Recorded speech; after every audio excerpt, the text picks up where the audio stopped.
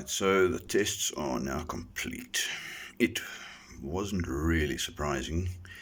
The one battery managed to squeeze out around about 11.5 amp hour. The one in the front around about 7 amp hour. Annoyingly though, the 2S3P light bulb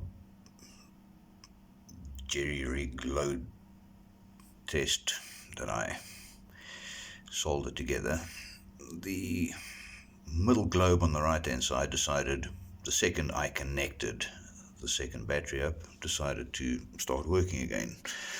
So the second test was running at 1.25 amp instead of the 0.98. So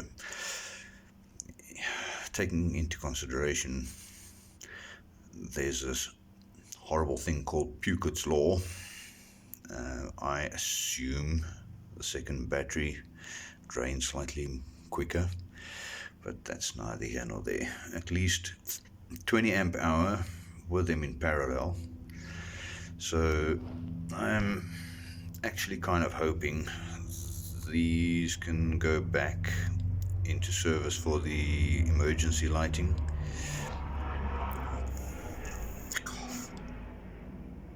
Freaking noisy.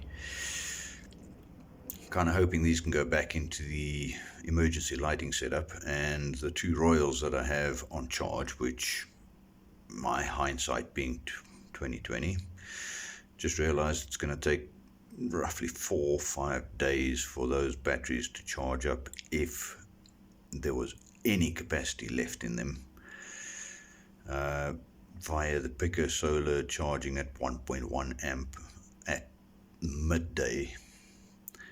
So it's going to take a while for the next update, I think. But so far so good, and all of the details for these two batteries have been put into the description, just so that you guys can read through it and make your own conclusions.